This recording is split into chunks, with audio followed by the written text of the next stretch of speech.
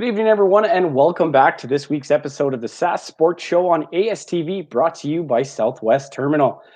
This week, I'm going behind the mic with a man who is always behind a mic, and to talk about the Western Canadian Baseball League. Fellow ASTV host Johnathan Hodgson will be joining me tonight to talk some baseball. Johnathan and I will be talking about the reason the Saskatchewan teams will not be taking part in this year's WCBL season and how that affects the teams and the league in the future.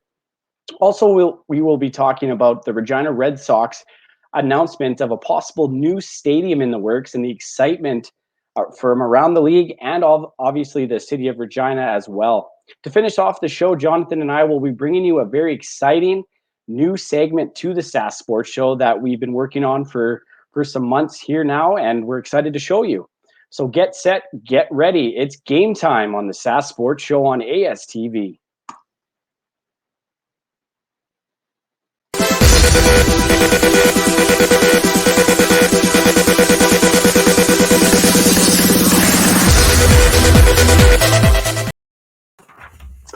And welcoming me from the rainy city of Victoria, BC, Johnathan Hodgson.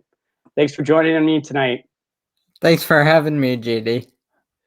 Well, I know you're right in, and you know a lot about the Western Canadian Baseball League. Obviously, you were a part of the Okotoks Dawgs doing their broadcasting, and you have a lot of experience with this league. So to talk about this, I feel like you're the right man for the job here tonight.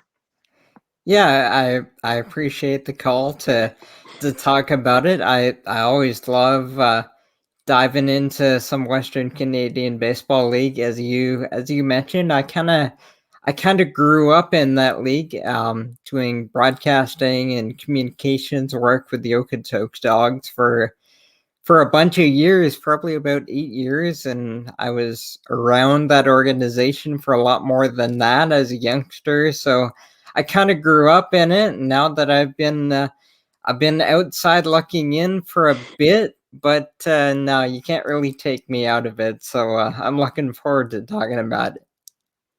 Well, kind of like my first question, obviously, is what got you into the game of baseball, and why do you love baseball so much that kind of got you into career, working for the Dogs and that sort of stuff?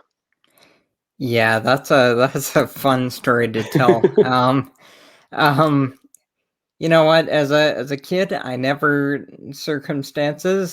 had the chance to play baseball. So back when I was about 11 years old, the Okotoks Dawgs, then the Calgary Dawgs, started up a team in the then Western Major Baseball League in Calgary. And they were just taking over from the Calgary Cannons AAA team that had just departed for the States.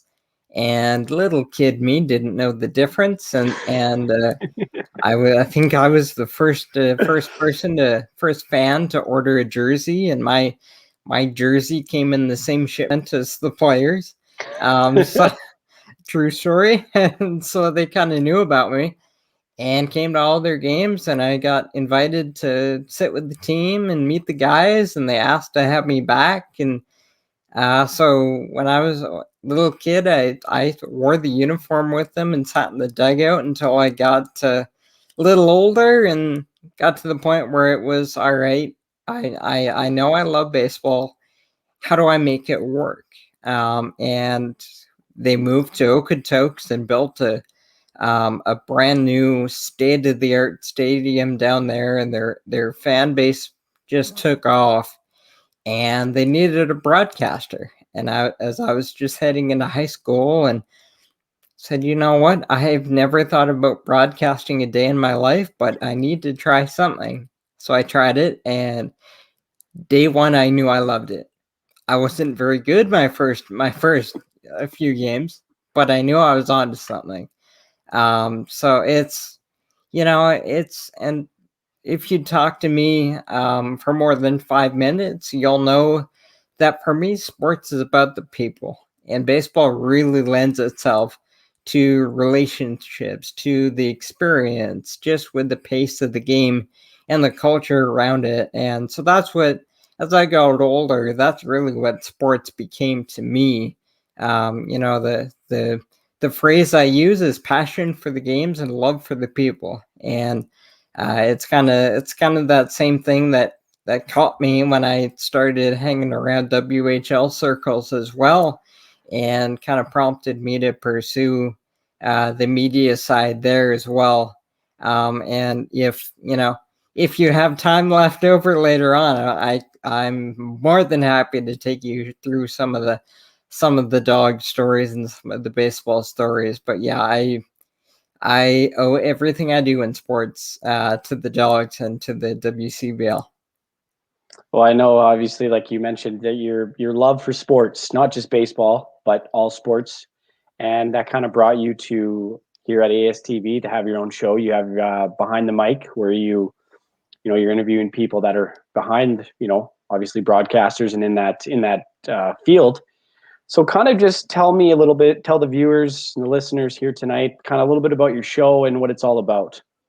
Yeah, it's a really simple premise. It's just talking to sportscasters, getting to know their stories. Because as a broadcaster or as a writer, all your job is talking about other people, and that's not a bad thing at all. That's why we love it. We love telling stories, but rarely do we get to tell our own story. And so when I had the opportunity to come here to ASTV and start something up, I wanted to do something unique.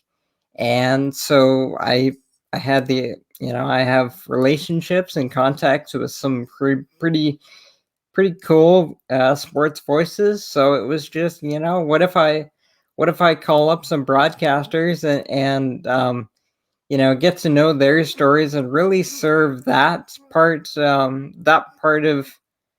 of sports fandom, of aspiring broadcasters out there, speaking to them a little bit and just getting to know the people that are the soundtrack to our games. And it's been phenomenal. Not only some of the big people I've had a chance to talk to, but also some of my ex-colleagues from, for example, the West Coast League when I was there for a couple of years.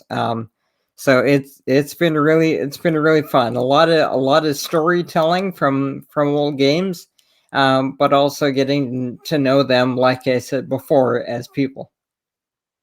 Well, no, that's exciting, and like from all the shows that are on ASTV, that's kind of the one unique show where it's just all about broadcasters and sportscasters. And if any of you that are watching here tonight want to go check it out, it's on every Friday it is 6 o'clock Pacific, 7 o'clock Saskatchewan time, correct? Well, I'm in Victoria, so I always remember it as 5 Pacific, 8 Eastern on Friday nights.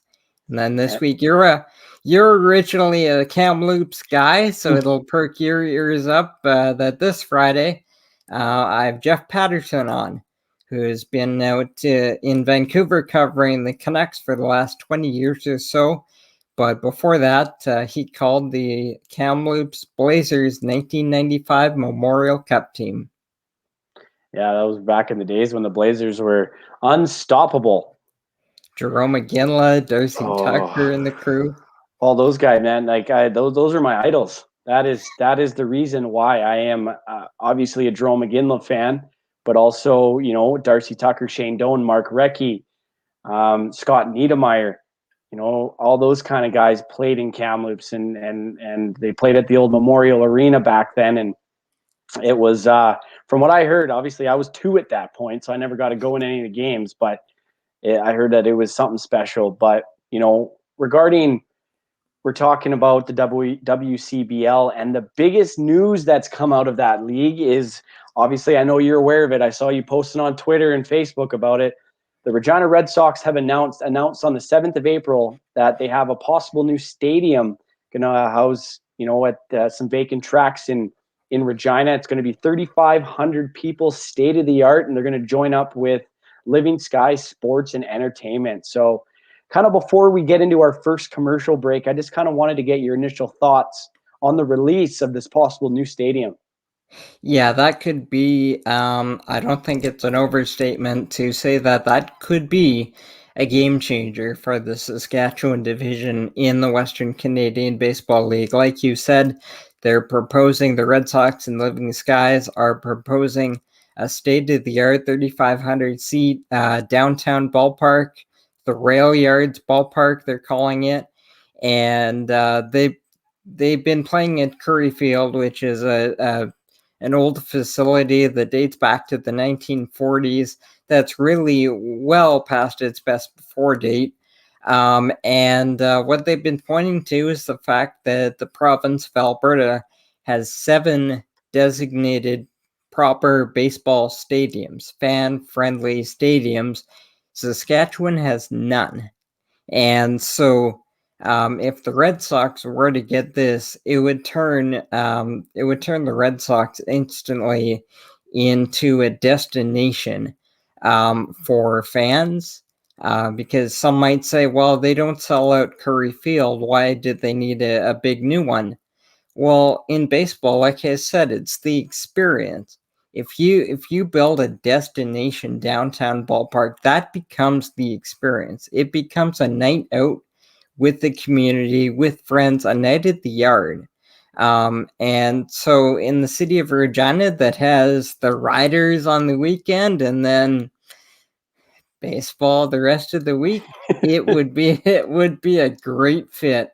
And on the baseball operation side, the other part of it that is absolutely huge is the WCBL is doing a great job getting better and better every year, getting better talent, better prospects, recruiting from top end schools on both sides of the border, Canadian schools, NCAA schools, a lot of power Div 1 conferences sending guys up.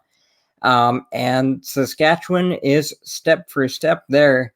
But adding a facility would make those places a lot more confident to say, you know what, our guys are going to get a first-class experience. It's all about leading the league into the future. And I think if they did that, who knows? You might see some of the other markets that are already in the WCBL say, you know what, we might need to do something here to keep pace. And you might see another big market, say where the Blades play, that doesn't have a team right now, that might look down the road and say, gee, that looks nice. So I think there's huge potential. No, it's exciting stuff for the league and for the city of Regina. I imagine that they're stoked to possibly get like we talked about, a state-of-the-art baseball stadium for the future that, like you said, put them on the map and just have people excited to come to Regina to play baseball. And for people that aren't from Saskatchewan, and, it's the same with, like we talked about, the WHL and other sports, when they get drafted to Saskatchewan, sometimes they're like, oh, I don't want to go to Saskatchewan. It's flats and cold. And, I want to go to Victoria or Vancouver, or I want to go to Calgary or Edmonton. But, and to have this element that Regina could add to not even just the baseball side, but just tourism in general, to have people want to come to Regina in the summertime to watch baseball. Yeah, and it's not only going to be, of course, we're talking as if the stadium gets done and they still have processes to go through. But having one, it wouldn't just be the Regina Red Sox. They occupy, if they have a playoff run, about 32 dates from May to August. So it's regularly used for about 3 months. But then they would do their best to find multi-purpose uses for it. They've mentioned things like concerts and festivals and, of course, minor baseball. The inspiration that would give the minor baseball community to play at basically a minor league caliber park. And I'll bring up my background in Okotoks. That's a town of 30,000 people that has a state-of-the-art ballpark very similar to what they're proposing in Regina. And it has turned Okotoks into one of the baseball capitals of Canada little kids grow up in that town wanting to be a dog, and they have a industry leading youth academy there that plays in the same facility.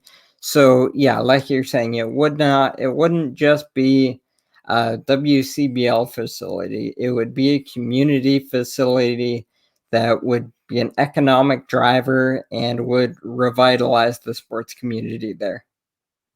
Yeah, and also for the Saskatchewan Premier Baseball League too, because they have, like we talked about, minor baseball.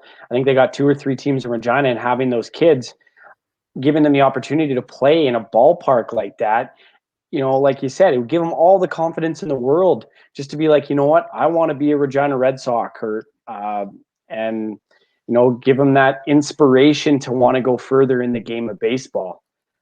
And yeah, and you look at the WCBL's history, when Saskatoon did formerly have a team, Saskatchewan products like Andrew Albers and Dustin Mulliken played for their hometown teams and went on to play in the major leagues. So having something like that as a carrot to the local talent and as a development tool, as if it were to reach full build out, it sounds as if they would have extra player development facilities and a field house as well. It would, your Baseball Canada and Canadian baseball is already seeing a great increase in talent reaching the highest levels. And I think the introduction of top of the line facilities in Saskatchewan would boost the province's output of top talent. Yeah, it's going to be exciting, and we're gonna have to wait and see if everything goes through, and hopefully Regina will be the home to a new baseball stadium. But that kind of brings us into our first commercial break here on the Sask Sports Show.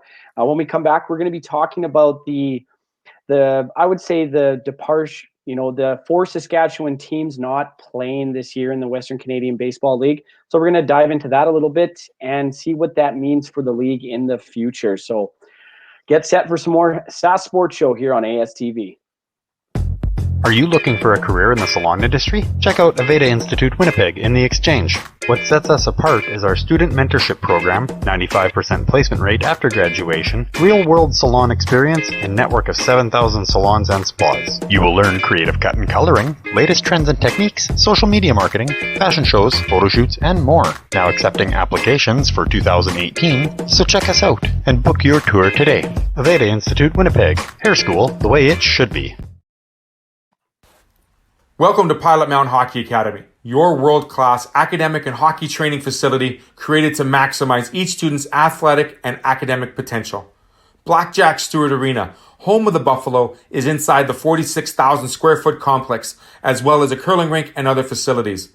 The students have a unique combination of successful, well-rounded education at Pilot Mountain Collegiate Institute and the professional hockey training in an encouraging community. The years of experience of on-ice coaching propel our students to the next level, both mentally and physically, in a professional environment.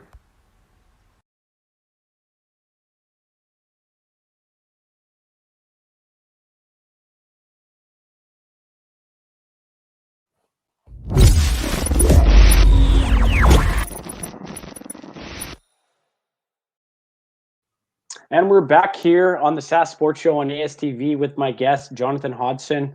I really apologize if I pronounced your name wrong. I have a hard time pronouncing that, but you nailed it.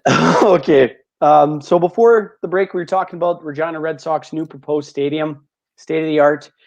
We dived into that, and now in this Western Canadian Baseball League train that we're on right now, I want to talk about, there's 4 teams in Saskatchewan: the Moose Jaw Miller Express, the Swift Current 57s, the Regina Red Sox, as we talked about, and the Weyburn Beavers. I love that name, the Beavers. Reminds me of Oregon State. There you go. But anyways, they will not be participating in the 2021 season, obviously due to not being able to cross from Saskatchewan into Alberta and vice versa to play that season. And I just wanted to talk to you before we kind of dive into it further, your thoughts initially on their separation. Yeah, it's just a 1 year thing that they really didn't have a way around. It's a way to ensure the long-term success of the league. So what they've done is there's four franchises, I should say, in Alberta that are confirmed to be fielding teams this summer. But there's going to be 5 teams playing, and that extra team is going to be fielded by Okotoks, who is fielding a second team that will be comprised of their top prospects from their youth academy. So the Alberta franchises are operating, but yes, Saskatchewan is taking the summer off, and that's due to the logistics that you referenced off the top. One, the uncertainty of the border. It doesn't look as if there's going to be any change in time for the season to get the American players across the border. And they still do have a good percentage of Canadian players in that league, and they probably always will. But there are lots of U.S. born players that they just don't know if they'd be able to get them up. And two, which is probably also a big factor, and well, it's been said that it's a big factor for the Saskatchewan teams, would be the costs of the testing and such, and the protocols. Had they had a season, they hadn't received guarantees from the government on what percentage of capacity they would have, and there would be daily testing costs. And the teams out in Saskatchewan are smaller revenue teams than some of the teams in Alberta that have stadiums like the Okotoks, the Lethbridge, the Sylvan Lake. Interestingly enough, Edmonton is still fielding a team, even though they're a barnstorming team this year, as they wait to get their own state-of-the-art stadium built for next season. So it's not great. Second straight year that the Saskatchewan teams will not play, because of course everybody didn't play last year. But it's not something that I'm that concerned about. Everybody in Saskatchewan has come out and said that their teams are on good footing. It's just a way to minimize losses and ensure future success. So for this 1 year, and I should note as well, those teams in Alberta that will be playing, the rosters are being remade to include all Canadian-born players to avoid the border issues. So everybody's just doing what they can to get through COVID, and hopefully by the time we get to this time next year, hopefully we're all systems go. So, well, let's hope, because I imagine some of those guys that are playing that are from the U.S. or foreign players, like you mentioned, they're itching to get back playing. And I know on the website they stated in that same press release that they've been given the okay to go and have further opportunities with another team in the States or kind of wherever they're coming from. So at least they get to play baseball. And obviously it's not going to be in Canada this year, but like you said, hopefully next year we can get some baseball played. But, you mentioned the fact that all the rosters are going to be Canadian-born players. And I want to ask your opinion on this, because I think it's very important. The importance on all the Canadian talent being on display this season. I love it. Obviously, it's suboptimal situation, and obviously I don't want to, I'm not saying that the situation is good. But the fact that there's going to be 5 teams that are all Canadian, it's making the best of a less than great situation, and that's a chance for that league to still shine and really give these local players. Most of them will probably be local from in and around their team's market. But the Prairies have really good have really good baseball programs, especially, of course, like we said, I'm from Alberta, from Okotoks, so I'm more familiar with the youth programs there. But they're really pushing out a lot of high-end college talent, Team Canada level talent, a lot of draft picks. So for this 1 year to just be Canadians on the field, I think there could be something good that comes out of it. Obviously, long term, it's not going to be a thing. The WCBL is the only truly Canadian collegiate summer league there is. There are other Canadian teams in the West Coast League, and in the Northwoods League, and in the Expedition League in Manitoba. But all those teams are in American-based leagues, so their rosters are primarily, if not almost entirely, American. So you can, without going into it too deeply, I always see a little bit of a CFL, NFL thing with the WCBL, where they're sharing a border with the West Coast League, which is a very powerful league in terms of top major league prospects. But the WCBL is a great product in itself, and it needs to continue to show why it's unique, to keep staking its place in the market. And so going forward, they'll continue with that mix of big time U.S. schools. The Oregon State, like you said, has a pipeline up to the WCBL. They're a former World Series champion in D1. So yeah, like you said, good move for Canadian only. Good chance for the Canadian players this year. Like I said, there's going to be a team of local high school players playing out of Okotoks. So there'll be some good experiences that come out of this, and that'll hopefully give them some good experiences as we get through this kind of a strange year.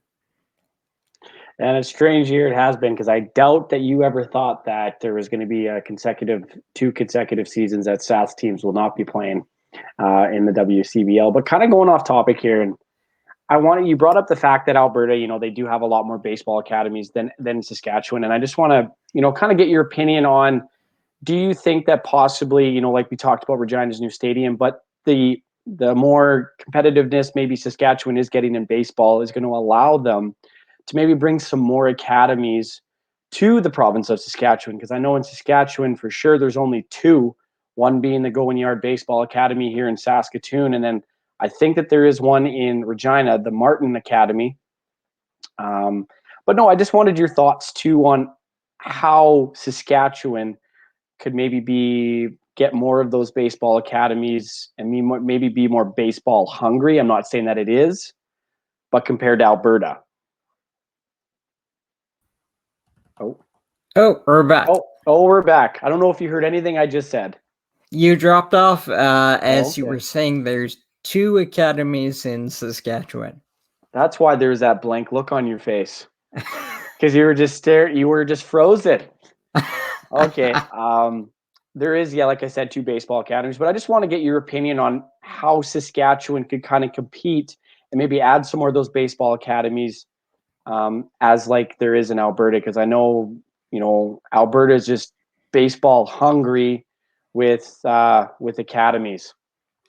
Yeah, and I think that's something that's going to have to continue to develop. Obviously, I've never lived out there for any period of time, so I don't have front row seat to the high school end of things. But like I said, I look at in southern Alberta, there's also the Vauxhall Baseball Academy, which pumps out Canadian junior national team players, and they feed players to Lethbridge in the WCBL.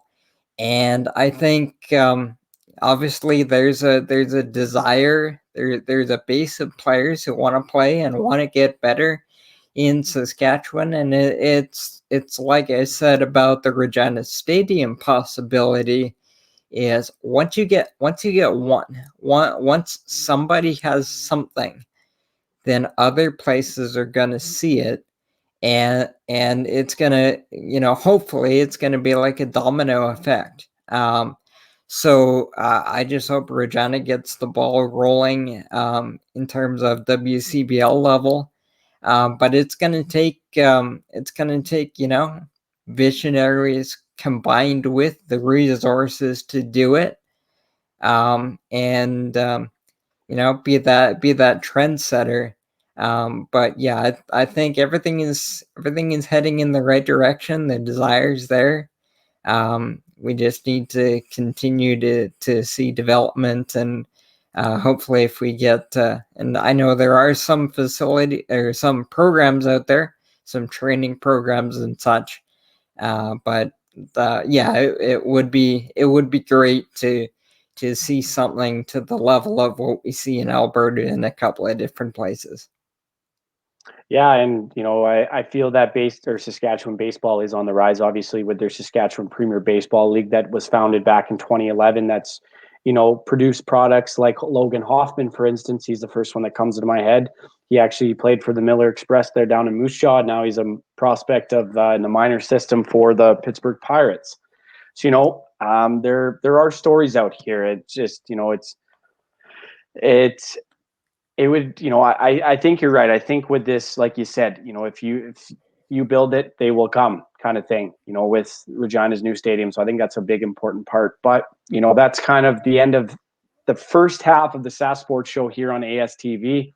Johnathan and I are going to be right back with a special segment that we are very excited for to bring you. And we will be right back to share it all with you.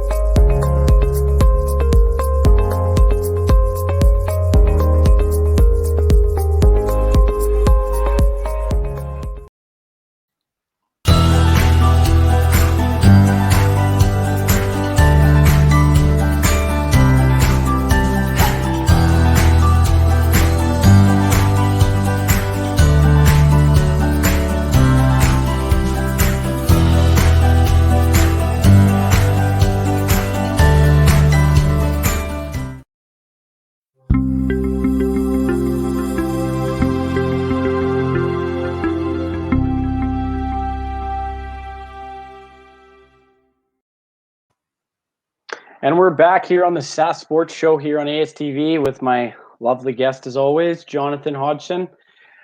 So him and I, we have had this in the plan for in the works for a little while, and we're proud to announce the new segment added to the show called the East Division Weekly Hubble Talk. And I know, Johnathan, I'm very excited. How are you feeling about this? Love it. I can't wait to get this going. It's this sort of segment is going to be on the back half of every Sask Sports Show here going forward. We're just going to be talking about the week that was in the WHL. We're going to highlight a few things that we think are important from that week, and we're just going to have some, I would say, a roundtable, but there's just two of us, so back and forth, just banter of how we feel the week that was. So, getting started here. Big news that just came out today was that the Memorial Cup and the playoffs for the whole CHL have been canceled.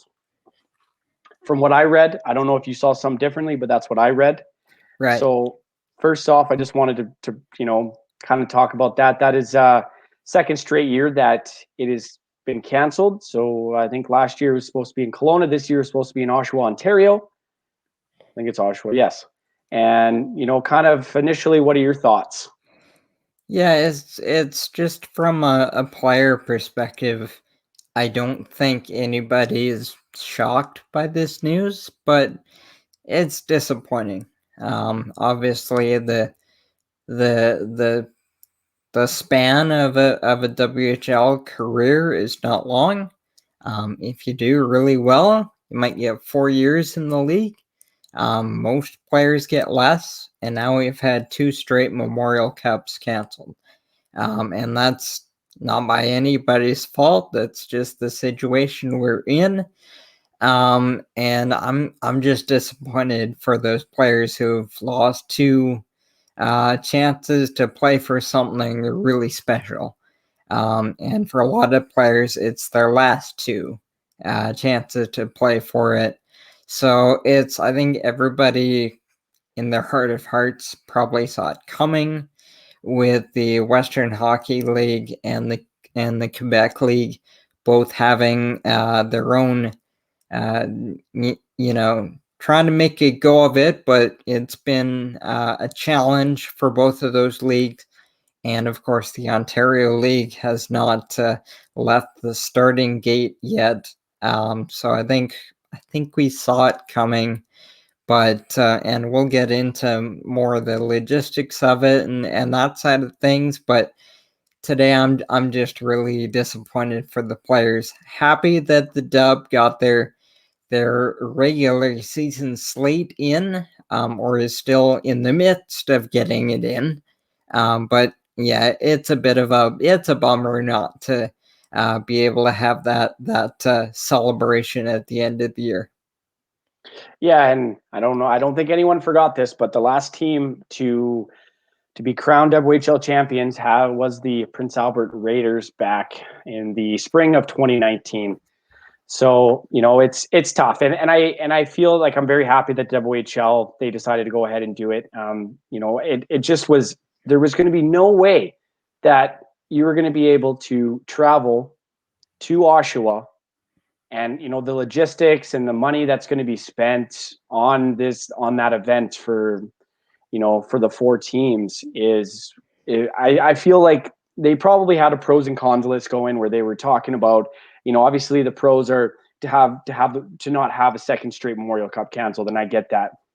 And then probably, the fact that you get to let these kids play. They haven't played in 1 in 2 years, or yeah, they didn't get to play one last year, but just to have the WHL being able to find a way just to have a season, I feel means probably more to these kids than, possibly having a Memorial Cup. They 2 of the divisions have hubs, which are great. That's the BC division and the East division. The Alberta and the US division are both just playing out of their home rinks, but with precautions, obviously. No, it's going to be interesting, and it sucks for both of those towns as well that didn't get to host the Memorial Cup, like Kelowna. That was one of their big sellers last year, was the Memorial Cup, because they were hosting it. There was talks, Kamloops was having an unreal year. They were going to hopefully get to that point, but kind of I feel like the whole logistical mess that they would have to go in, and with the Ontario Hockey League not even starting yet, it just, on one hand, I'm like, hey, that's very terrible for the players, but on the other hand, it's kind of, yeah, like you said, we saw it coming. Logistically, there's just no way to get everybody there.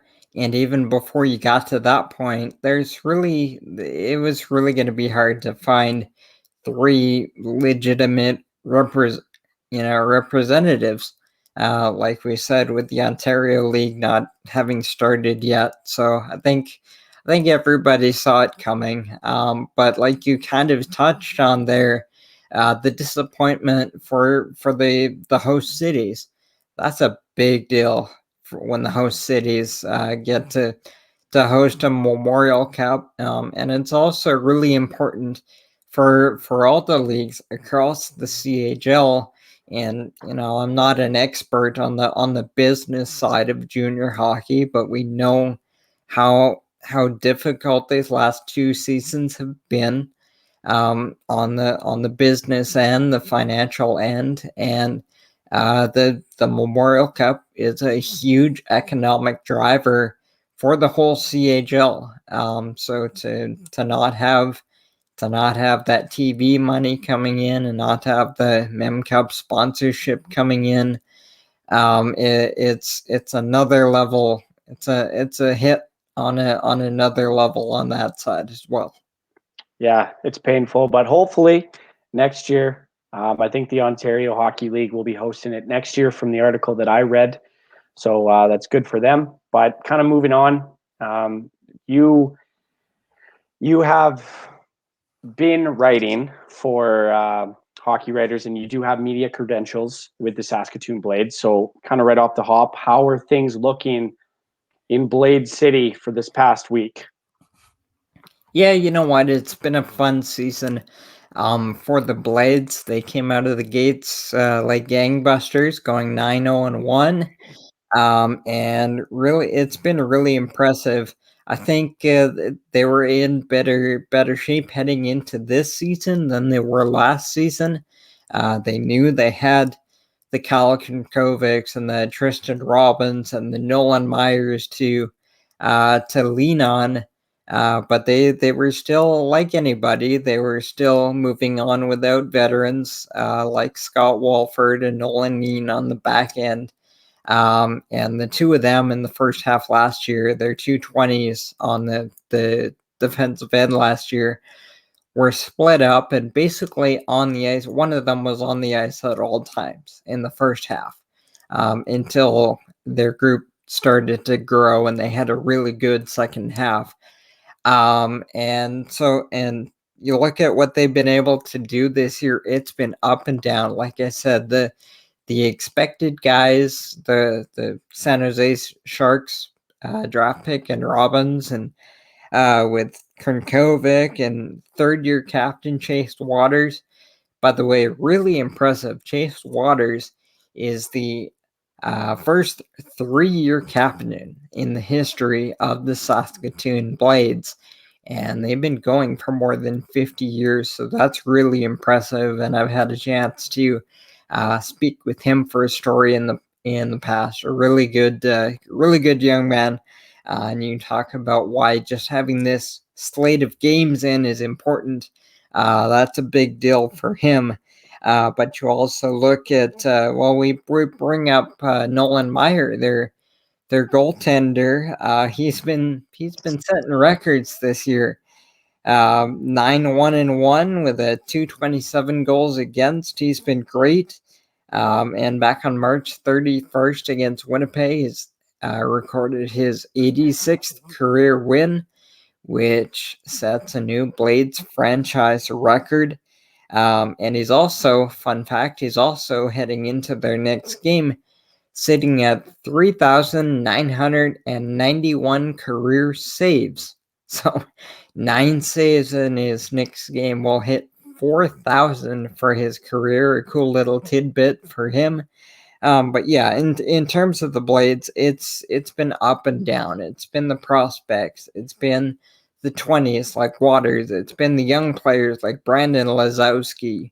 It's been the defense, Aiden Delagorjandier. Almost got through it. Wyatt McLeod, who was just brought in before the season. So yeah, it's been fun. But as I'm sure we're gonna get to, they're not alone at the top of the hub center. And speaking of not being alone, they got Winnipeg and the Brandon Wheat Kings that they have to compete with as well. And that's kind of one of the topics that I brought up. But kind of before I get to that, I just wanted to point out that from what I've seen from the Blades, you know what, having those young players having 1 year under their belt, coming back this season is truly so important for the development of their game. Because I remember when I originally moved here, Kyle Krnkovic, he was kind of like that young superstar that they were hoping would turn into how he's playing this year, and he has. And he, that they've won as a team. They're not a team that has that one guy that goes out and scores all their goals for them. They are, the wealth is shared within the whole team, which is great to see, especially for a team that barely made it into the playoffs last year. Made the playoffs. Obviously, they didn't get to play, but. And you know what happened to them last year was they spent a good portion of the first half last year waiting for Kirby Dach to come back. Most around there were expecting Kirby Dach, their former Stars centerman, top pick of the Blackhawks. They were fully expecting him to come back at some point. And he just turned Chicago on its ear and stayed up for the season. And they had to fast track their development program, and they had to reset. They had to break in new leaders, and it wasn't just Kirby Dach. It was their top 5 scorers from the year before all graduated or moved on in some form.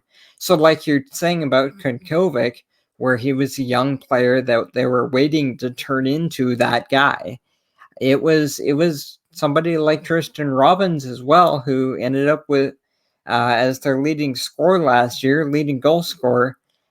They spent a good portion of the first half last year learning and really having it sinking in that this is your team now, guys. You drive the bus.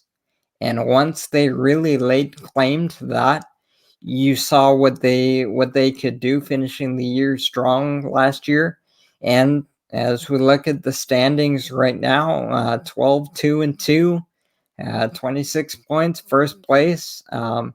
And this is where you were talking about, and we go back again to why these games are important this year. They have, I believe, 9 rookies on their roster. That's, even for junior hockey, that's an impressive amount of freshmen. And unheard of. Even though they don't have, as we said, the Memorial Cup to play for, from the franchise's perspective, all these young players are going to get, basically a third of a season of experience under their belt. And they're going to come into next season, and this is true for everybody's young players. They're going to come into next season that much more advanced. Yeah, it's going to be exciting. And on that note, I know I mentioned the Brandon Wheat Kings. We're going to get into that just right after a quick commercial break, and further on in the show, or in the segment, we're going to talk about everyone's favorite wonder kid, Mr. Connor Bedard, and the mark that he left before quarantining for the U18s down in Texas. So we'll be right back with the Sask Sports Show here on ASTV. Welcome to Pilot Mountain Hockey Academy, your world-class academic and hockey training facility created to maximize each student's athletic and academic potential. Blackjack Stewart Arena, home of the Buffalo, is inside the 46,000 square foot complex, as well as a curling rink and other facilities. The students have a unique combination of successful, well-rounded education at Pilot Mountain Collegiate Institute and the professional hockey training in an encouraging community. The years of experience of on-ice coaching propel our students to the next level, both mentally and physically, in a professional environment.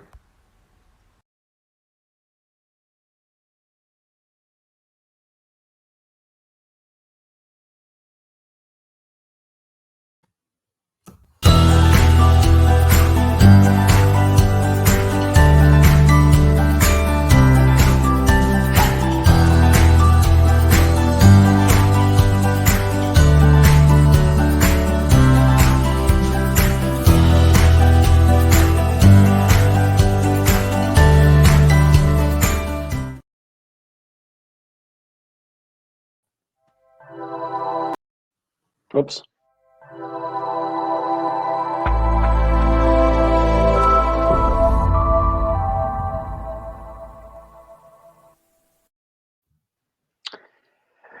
And we're back here, Johnathan and I, with the first edition of the East Division Weekly Hubble Talk. And before the break, we talked about the Blades. Obviously, they are having some great success this season. That's great to hear. But I would say that their rival and their foe and the race for first place is the Brandon Wheat Kings. And it's kind of one of the topics that I wanted to talk about. Obviously, having a lot of their core guys back from last year in Ben McCartney, Ridley Gregg, Braden Schneider coming back, having guys like Nolan Ritchie, and from what I've seen from their team, that makes me really happy as well, is that they're a team that is led, that it's a full team effort. They, like we've talked about, they don't have that guy like Winnipeg has with Peyton Krebs that's putting up 29 points. Their leading scorer is Ben McCartney with 20 points, and they got 8 players that have double digit in points this season, and it's great to see. And obviously on their back end, like they're coming in 11-3-2, 24 points, third in the East Division, only 2 points behind Saskatoon. And they're obviously this was filmed on Tuesday, and the last time I checked, they were playing Moose Jaw tonight, and that they were up 4-1 after the first period. So they might have, obviously tied Saskatoon with the W over Moose Jaw tonight. But you know what? They're a scary looking team, and like I said, that they're a well-rounded team in the aspect of they all play together. They've all played together. And obviously, Ethan Kruger being the starting this year, backing up Patera from last year. Patera as well. That was the old season. He's put up a 236, 914 save percentage, 8-2-1. And then the backup, Connor Unger, 3-1-1 with a 244 goals against average and, a 906 save percentage. I feel like, like I said, the team effort has really been able to allow them to stay in that top spot. And remember, this is a team that lost their first game of the season to Moose Jaw in overtime. And we never, in the first 5 games, I feel like of this season, it was players coming back. They haven't played hockey in over a year. There was going to be some struggles, and it felt and it looked like their team did not miss a beat coming back. Obviously they got some new rookies this season and whatnot, but they looked very impressive to start the season. Yeah, and what I see from them when I look at the Wheaties is they remind me of a team that I'm really familiar with, another team that I'm really familiar with in the Victoria Royals. And of course, Victoria is having a really tough season this year, but over the course of almost their entire time in Victoria, they are a team first group, that just comes at you in waves. They probably don't have the top end game breaker that some teams have, but they always have, 3 lines that can do something. And the key is they always have a top veteran goalie. And you look right now as of Tuesday night when we're doing this, they have 7 players who are all flirting with the point per game mark. And so, without being an expert on the Wheaties as much as I am the Blades, they have 3 lines that can be dangerous. They might not have, the Connor Bedard. Of course, nobody has the Connor Bedard. That was a bad example, but you know what I'm saying. Knew it as soon as I said it. But you know what I'm saying, where they might not have that one guy, but at all times there's somebody on the ice that could do something, and that puts a lot of pressure on the opposition. And you mentioned Kruger. He's in his 3rd year in the league with Brandon now, so he's a veteran guy who knows what it's about, and that gives that team a lot more confidence when they know they have a veteran backstop who's going to be at his best every single night. So yeah, it's I really like what I see from Brandon. They're built a little bit differently than say the Blades would be. I think the Blades have a little bit more top end scoring, but when you have the top draft picks like Ridley Gray and Braden Schneider on the back end, I mean, you don't need a whole lot more star power than that. No, and like you said, you were comparing them to Victoria. Can compare them to Kamloops because Kamloops does have Connor Zary and Oren Centazzo that put up big points last year, but they also have a mass amount of 17-year-olds that are, like you said, they have 3 lines that can come out and score at any time with Caden Bankier, Josh Pillar, You got Matthew Seminoff. You got the youngsters in Mats Lindgren, and all these guys that are just putting up points this year. And then they got the veteran guys like Quinn Schmiemann and Connor Zary and OC and those kind of guys, and Montana Onyebuchi. And this team, like you said, like they're a team first. They almost remind me of, I know everyone's seen it, the movie Miracle, where Herb Brooks, he was he built a team around to be the best conditioned team. In the third period with 10 minutes left, you are going to outwork the other team. And it might not be that extensive, but they have the same mindset in Brandon and being a team that's a team first presence compared to just having that one dynamic player that when he's on the ice, he's going to score.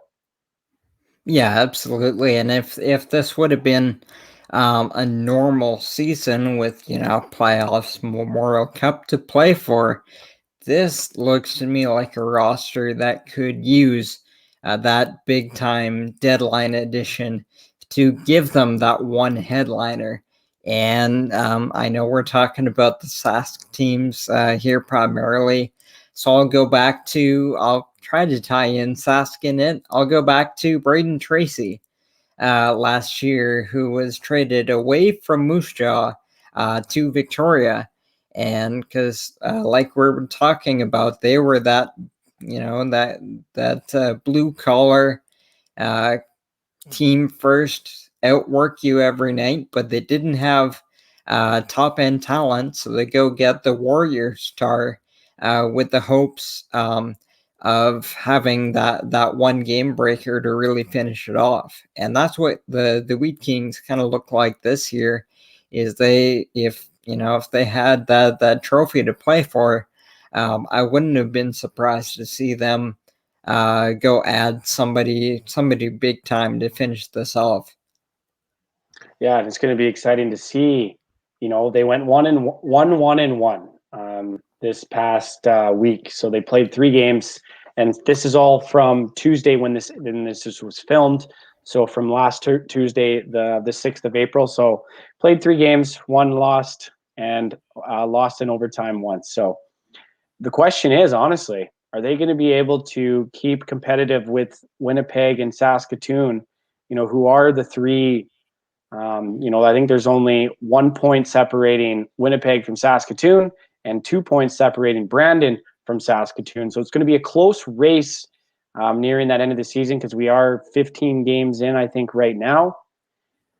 14 or 15. Some teams might have only played 14, but I think most of the teams are at that 15-game mark. And and all 3 of those teams that you've mentioned, they've all taken turns having their streak. Like I said, Saskatoon started 9-0-1, but then they lost a couple, and Brandon went on a big string and took over first place for a couple of days by a couple of points. But now you look at Winnipeg, the Winnipeg Ice, led by Peyton Krebs, who, he might be the best player all around in the Hub Center.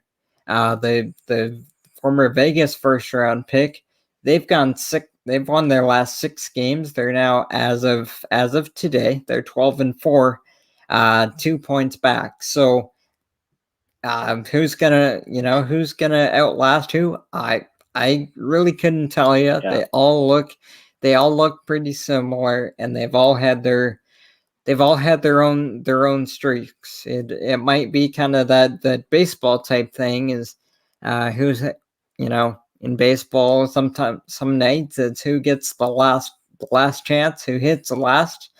It might be who's the last team to go on a run and finish it off. Yeah, and you brought up Peyton Krebs, and I just wanted to tell you he's from Okotoks. That is exactly why I brought him up. Okay, well, we're gonna cut to a quick commercial break, and when we come back, we're gonna continue talking about the week that was in the WHL Hub East Division Hub Center, and it's gonna be some exciting stuff. So we'll be right back.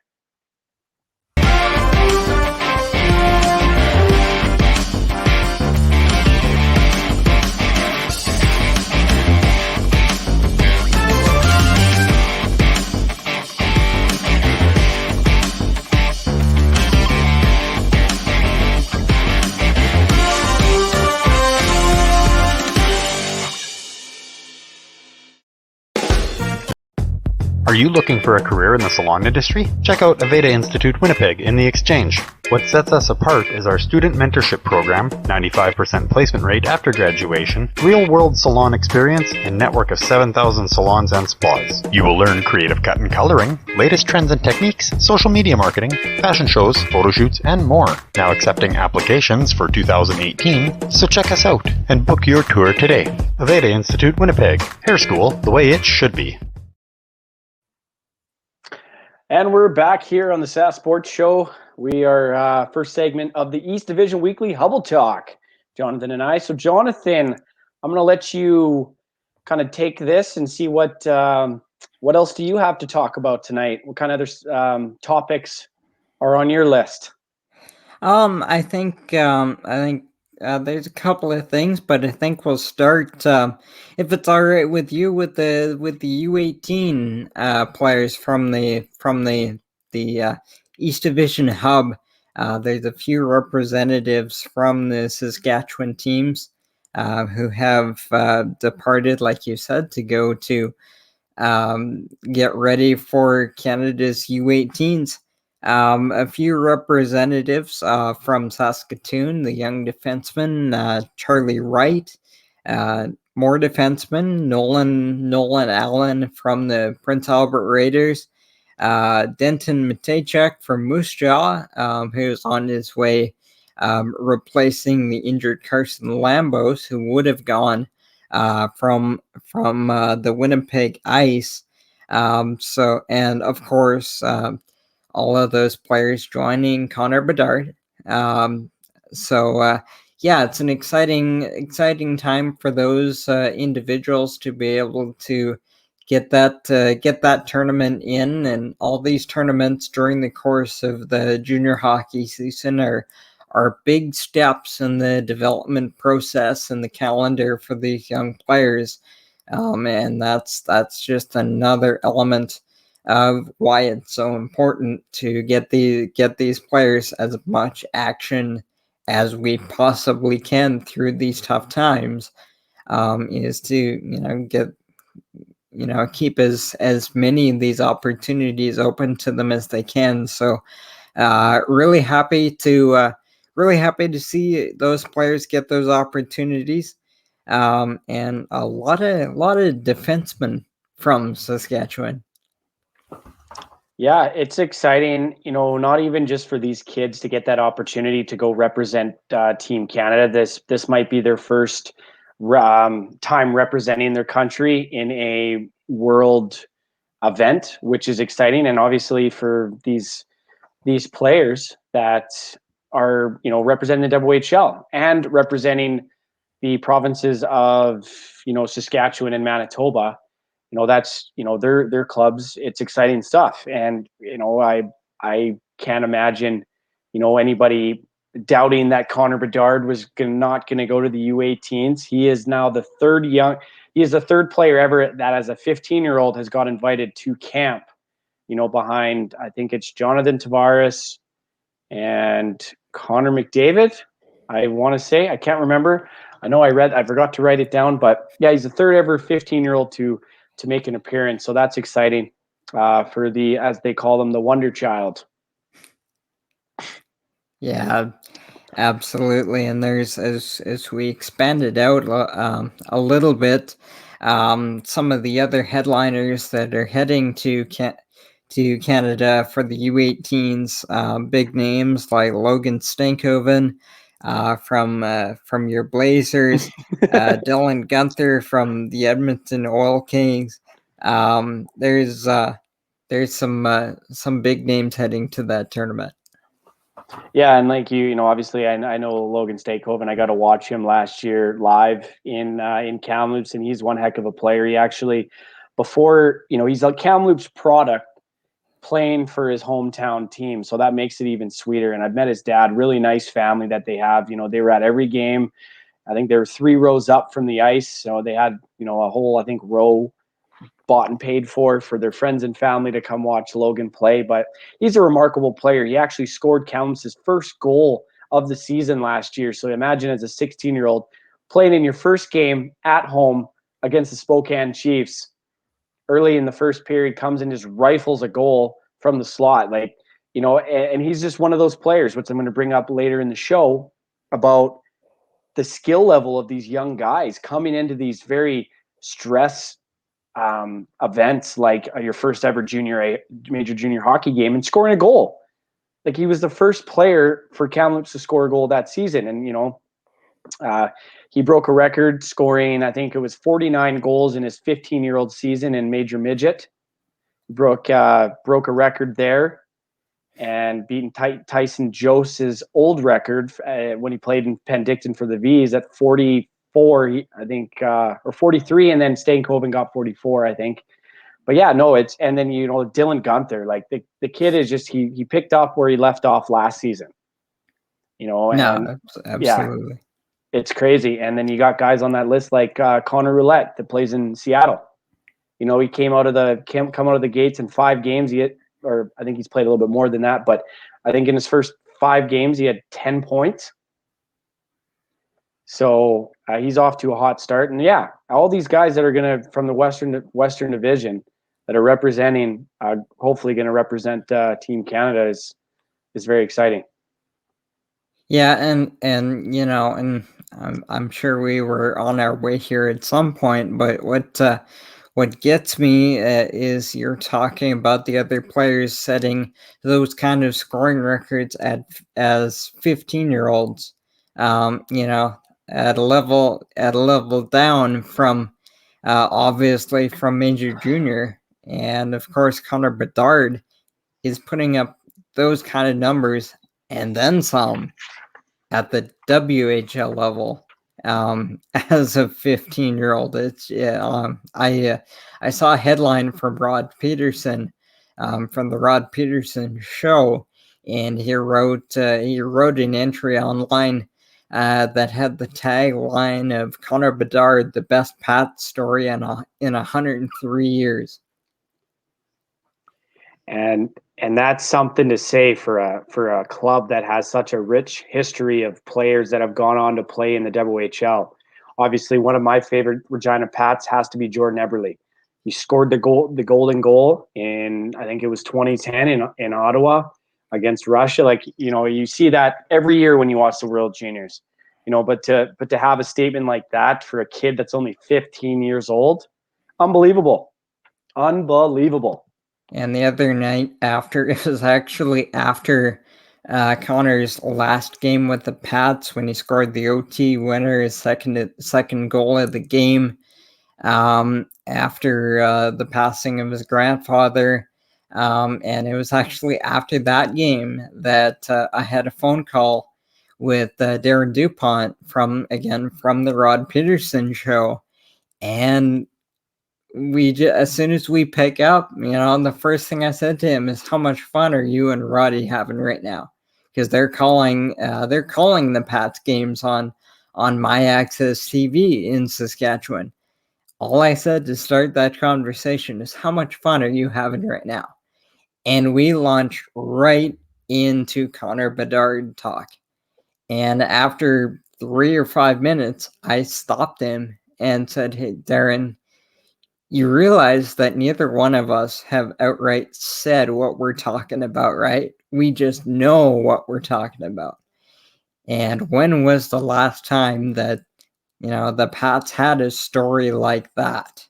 So I think as the sports landscape and the WHL starts to normalize into the future, hopefully next season, I think that's the next layer of things from a team perspective, is the spectacle that Connor Bedard is gonna create once we have fans in the building. It's gonna be electric, not only in Regina, but when he goes into Moose Jaw and Saskatoon and the rival buildings, and when he goes to the West Coast for, one game every 2 years, and the attention that's going to be put on those games, it's we're having fun just having games and getting a taster.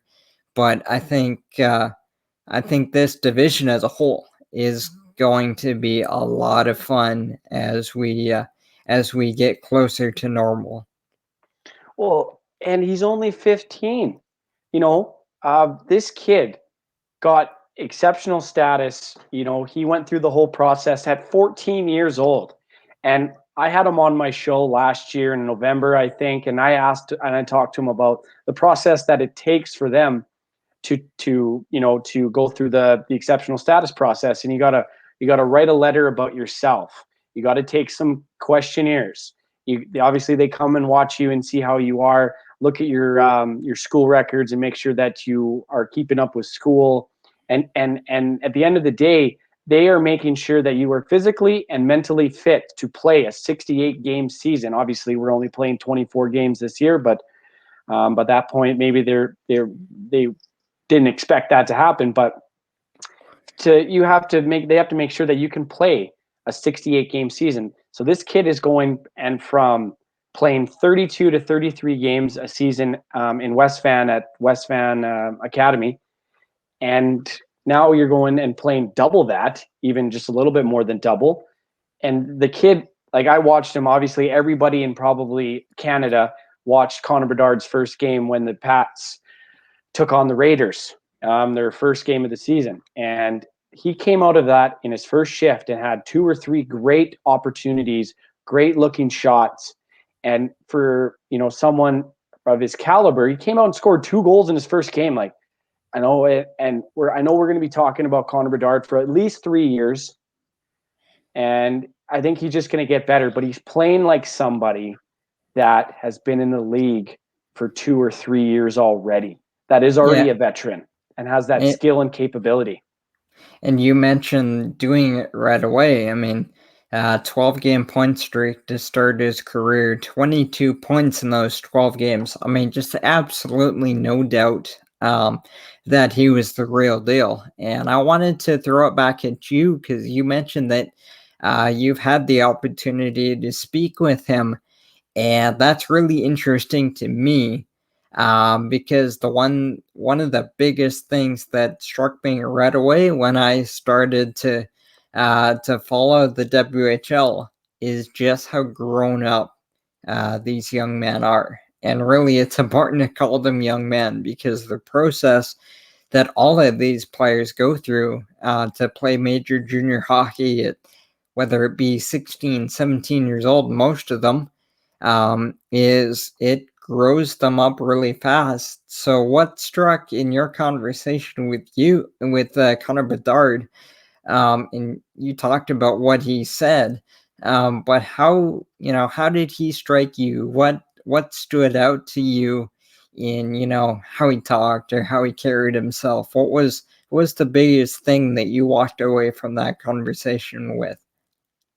I thought he was a well-spoken young man. Obviously, he's 15 years old, and he was answering questions like anybody that's 19 or 20 years old.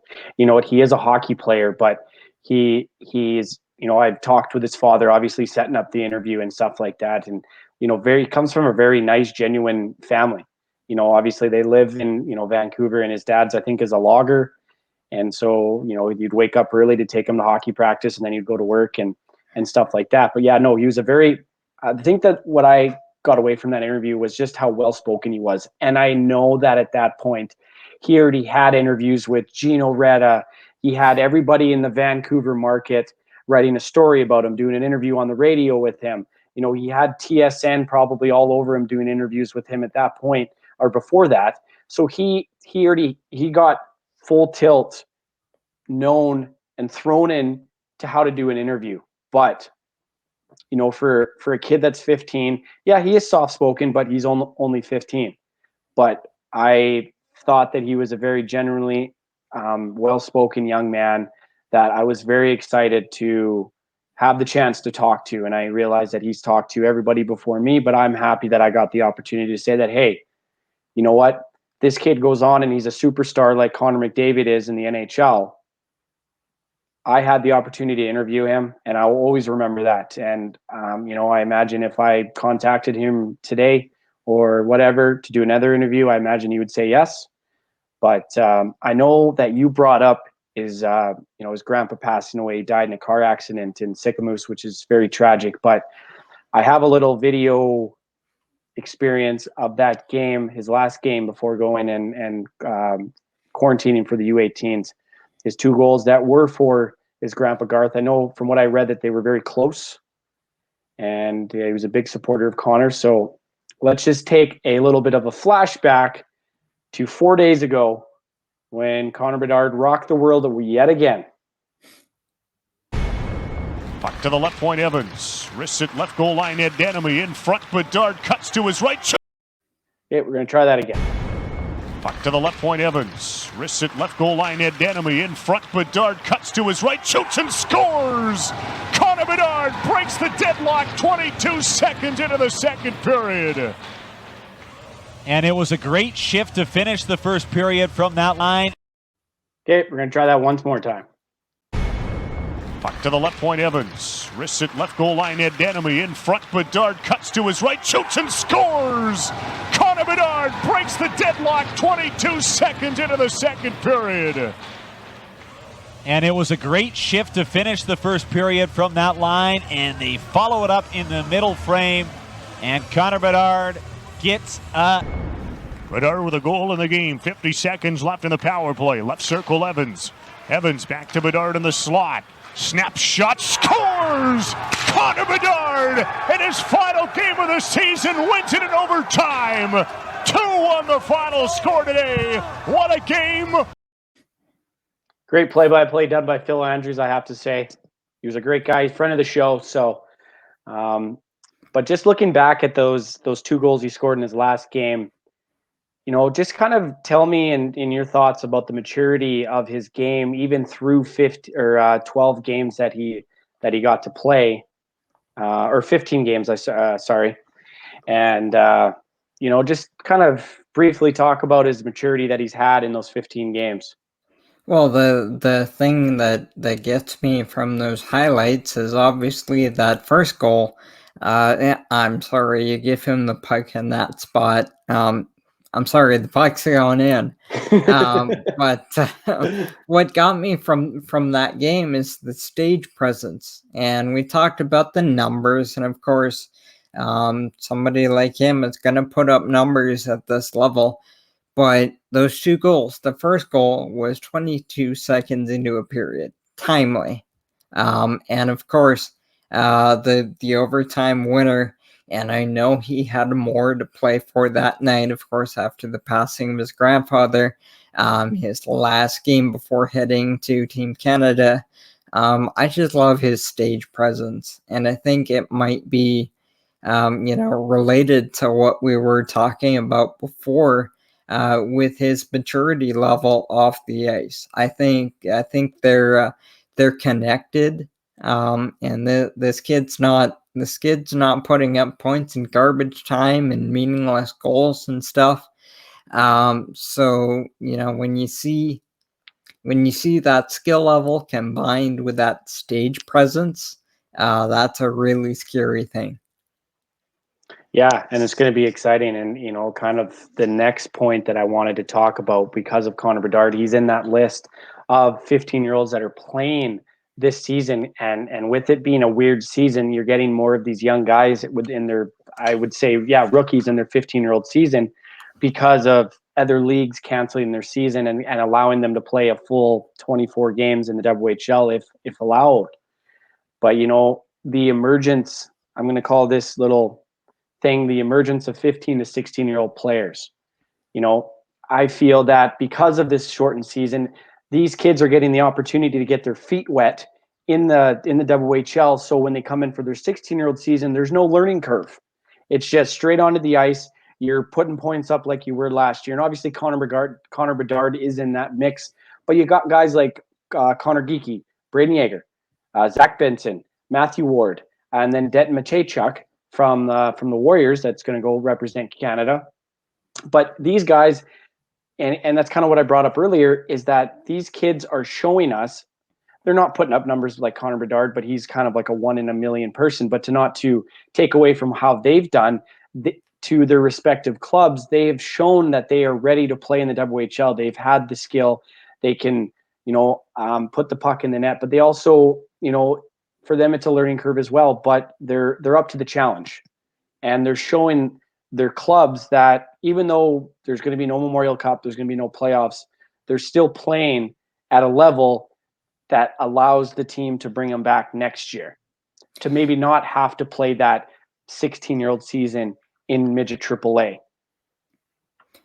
Yeah, and the difference with the situation this year that you brought up at the start there was the fact that 15s can play all year this year as opposed to the 5-game limit. And the difference there is, obviously, I've never played in the league, so, I'm not going to say it that definitively, but I'm not sure how much you can do as a 15-year-old in those 5 games. I'm not sure how much of a member of the team you can become. I'm not sure, if you can develop those relationships with teammates and with coaches and really, become part of what they do on the ice. It gives you I guess it gives a player kind of that feel of what the league looks like, and that game day experience, and a little bit of a taster of the speed of the game. But I'm not sure that's a whole lot of time for a young player to really get their feet on the ground, where now they're getting this bonus opportunity, and of course I speak of the 15s, to play, what is this year a full slate. And I think that's enough time for them to really get their feet on the ground as contributors. They are a WHLer. They're not a kid who's getting a sneak peek.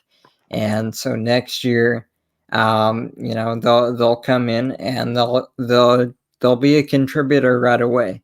And so the following year won't be as much of their learning year. Their following year, hopefully next year, is normal, and next year these guys can come back as regular players with their teams.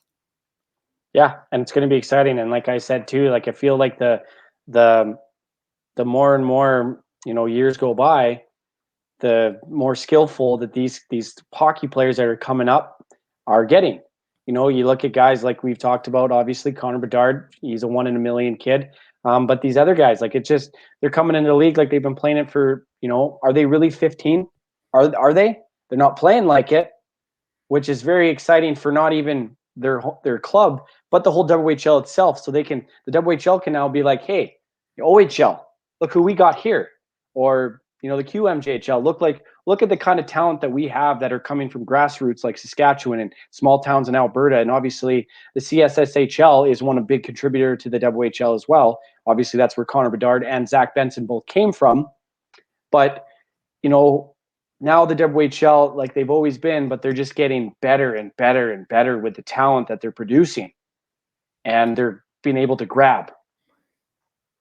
Yeah, I think one of the things that the Dub has historically had was a bit of a reputation to have more of the rough and tough players, more of the physical players, and maybe not so much of the marquee talent guys, or not quite the same depth of those guys as the other two leagues. And you're right, I think we're seeing that now, with the ability to run out headliners, and plenty of them. And the one difference about this year, though, that I maybe give a small caution with, is the fact that with half the league, there's no travel with 2 hubs, and in 2 of the other divisions, there's only divisional travel, and that's a significant thing in the WHL. Yeah. Is the travel time and the bus hours, and that's not an insignificant thing, for these really young players to spend. When you're traveling between conferences, the 10, 12, 14-hour bus rides that can sometimes happen. And that is I think that's part of sometimes why the WHL season and winning the Dub Championship can be a little bit more of a grind sometimes. So that's an aspect that these players aren't having to deal with right now. So that's one thing I would watch when we go into next year, and Braden Yeager and Geeky and Bedard are all coming back. I wouldn't, it's tempting and it's fun to look at these, Bedard's almost 2 points per game and project that.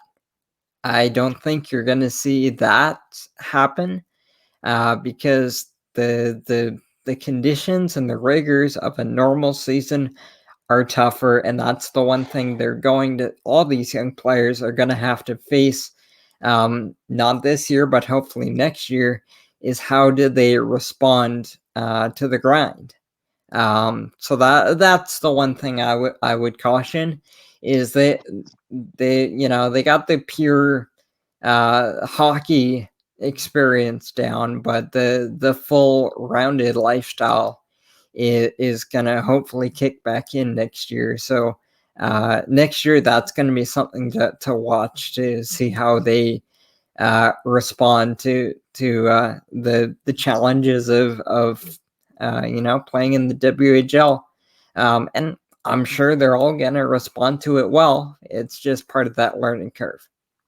Yeah, it's going to be exciting. Like you said, those big bus rides, especially if you're going from Saskatchewan all the way down to the state of Washington, or from Manitoba, those are your 2 days of travel, or day and a half, 2 days probably of travel. And that's, you leave on a Tuesday, you got a game Friday night, so you don't have a whole lot of time to, get to Portland and practice and get comfortable. And then you got to play a game. And then you're playing another game the next night in, let's say, Seattle or Tri-Cities.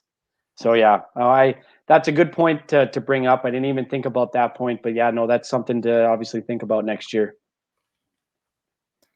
Yeah, and I again, with my Victoria experience, they're the only team that has to take a ferry on and off the island every time they play a road game. And so that can, that can mean leaving super early in the morning to catch the morning ferry, to make sure that you can get to Vancouver to start your drive to wherever you're going. And that can be, at the end of a long drive up from, back from Alberta or up from Portland.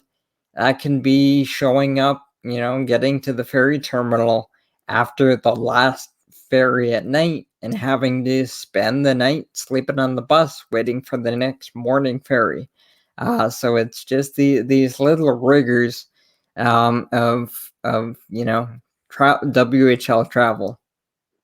It's exciting. It's exciting stuff. And, I obviously, as a kid, those are where your memories are, playing in that league, or the bus rides. And that's where a team really becomes a team, in my opinion. Oh, absolutely. And that's what everybody, it seems, has been talking about, is there's, every level of hockey, every level of sports, there's very limited opportunities to bond as a team.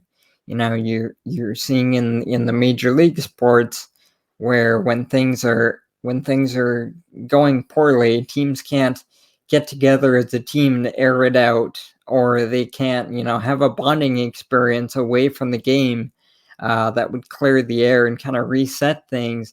And it's those team building things where it just seems, obviously I haven't been inside a team, but it just seems like it's a bit of a lonely experience this year. And like you said, it's the hotel nights, it's the bus trips, it's the seeing new places and other rinks. For these WHL players, doing homework on the bus.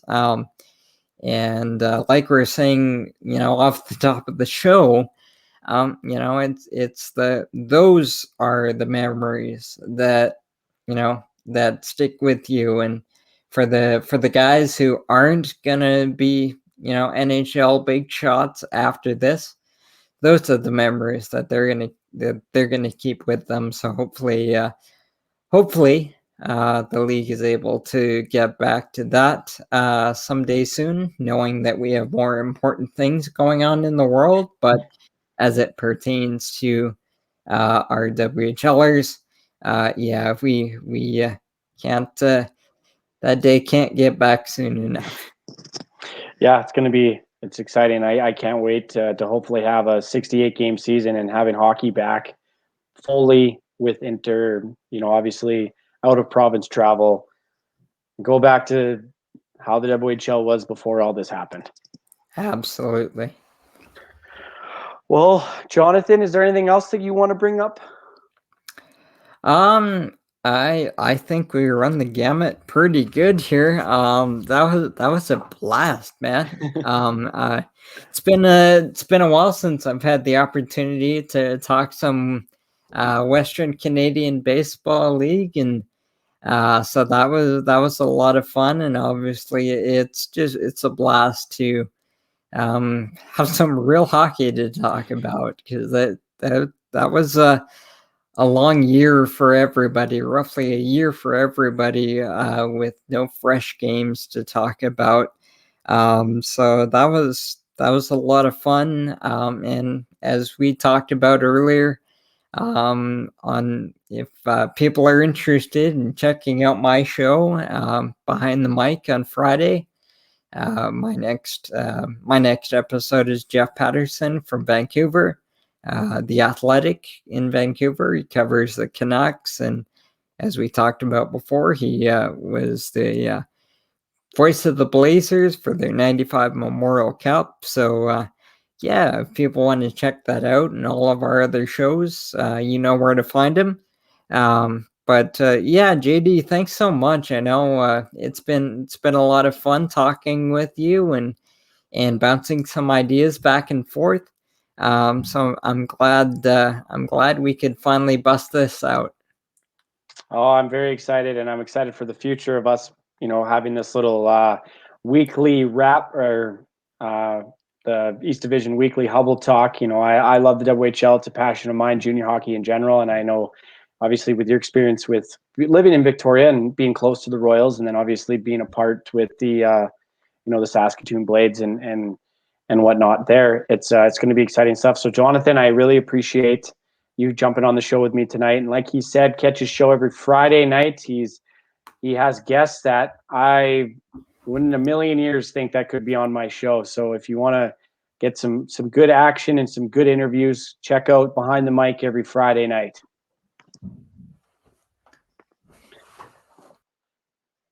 Okay, so that was Johnathan Hodgson, and I hope you guys enjoyed our East Division Weekly Hubble Talk segment that will be added every week from now on the Sask Sports Show. And I just really appreciate Johnathan coming on the show and talking some Western Canadian Baseball League action as well. So I hope you guys enjoyed the show. You can catch the show every Thursday at 4 p.m.